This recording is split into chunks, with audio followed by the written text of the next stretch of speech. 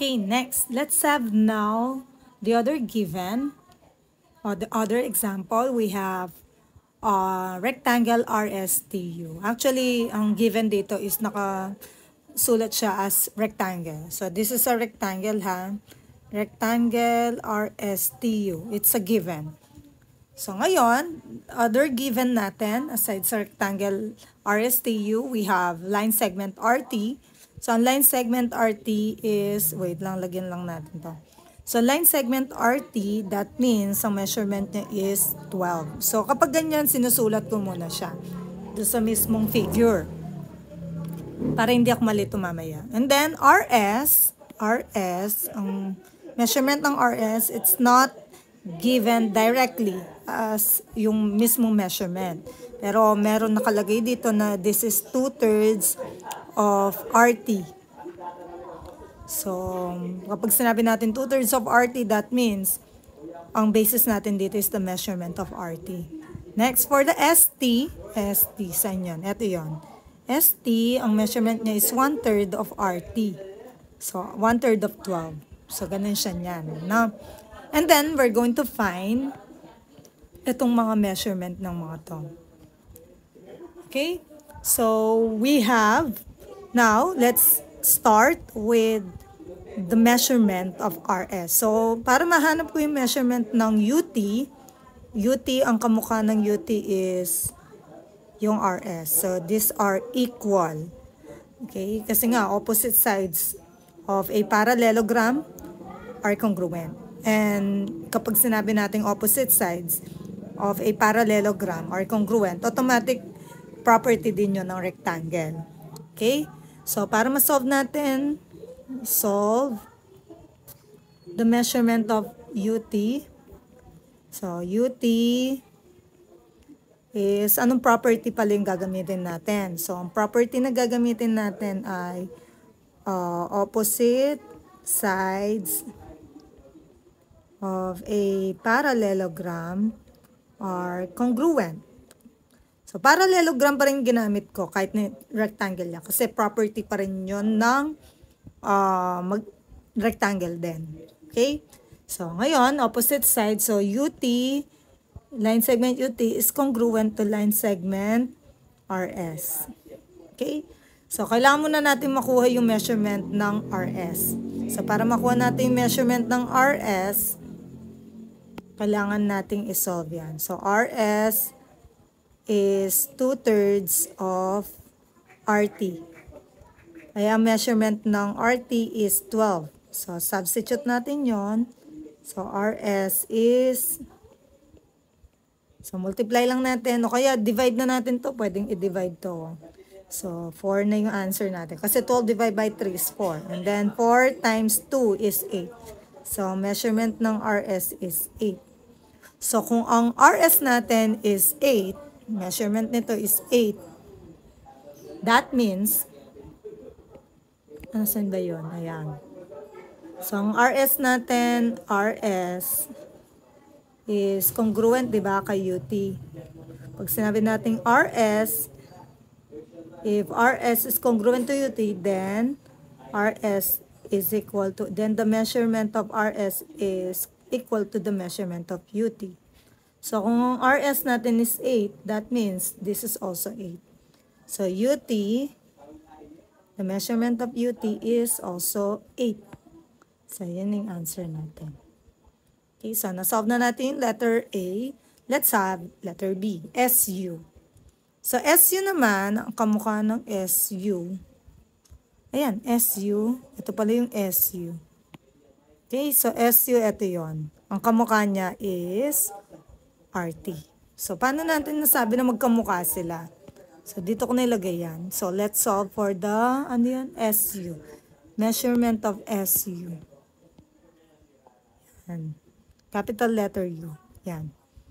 So, anong property ang gagamitin natin dyan?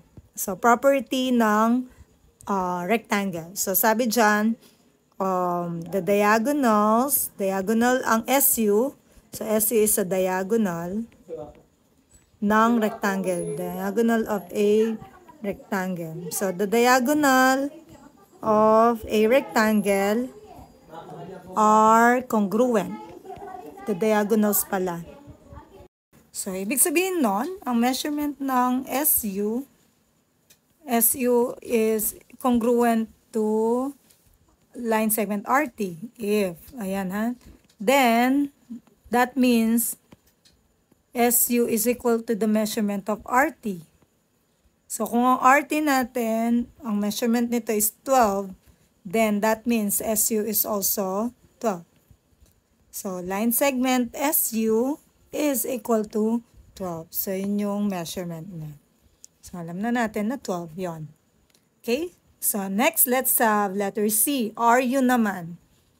Letter C, solve the measurement for line segment RU. So, RU, property na pwede natin gamitin dyan. RU, ito.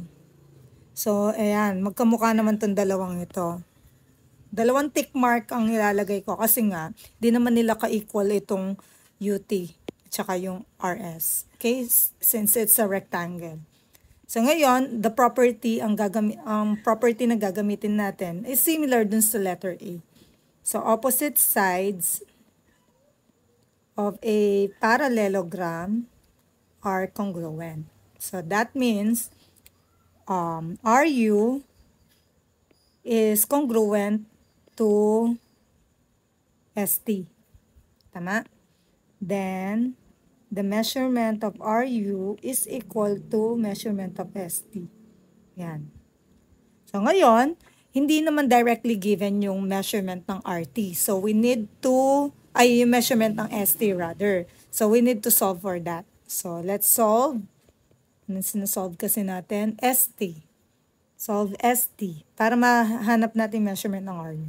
So, ST is equal to 1/3 of RT. Tama ba? Yan. So, ST is equal to 1/3 of RT. RT is 12. So, solve natin. Pwede na natin i-divide to. So, that's 4. 4 times 1 is 4. So, ST is equal to 4. So, kung ang ST natin is 4, that means equal siya sa RU. So, ST is 4. So, RU natin is also 4. So, measurement ng RU is 4. So, that's the measurement. Okay? So, next, let's solve now the perimeter. So, drawing lang natin. Perimeter. Pag sinabing perimeter, letter D na tayo. Solve natin yung perimeter.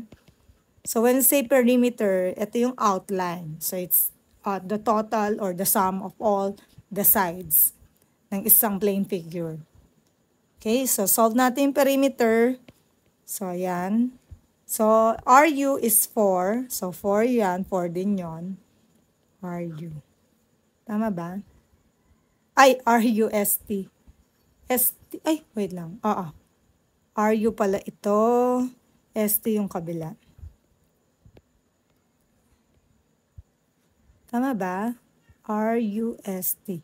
Okay, RUST. RSTU. Yan. 4 yan. Next is yung RS. Ano kasi measurement ng RS natin? That's 8. So, twice pala. Yan. So, ito yung dalawang equal. Ito yung, wait lang. Ito yung dalawang equal. Ito yung dalawang equal. Okay, so, solve natin ang perimeter. Perimeter of a rectangle is, this is the length, this is the width. So, 2 times the length plus the width. So, 2 times L natin is 8 plus width is 4. So, 2 times 12 is 24. So, the perimeter of the rectangle is 24 units. So, 24 units. Ang final answer. So, kung ayaw mo ng ganito, yung may formula, add mo na lang. Kasi 24 din na makukuha mo dyan.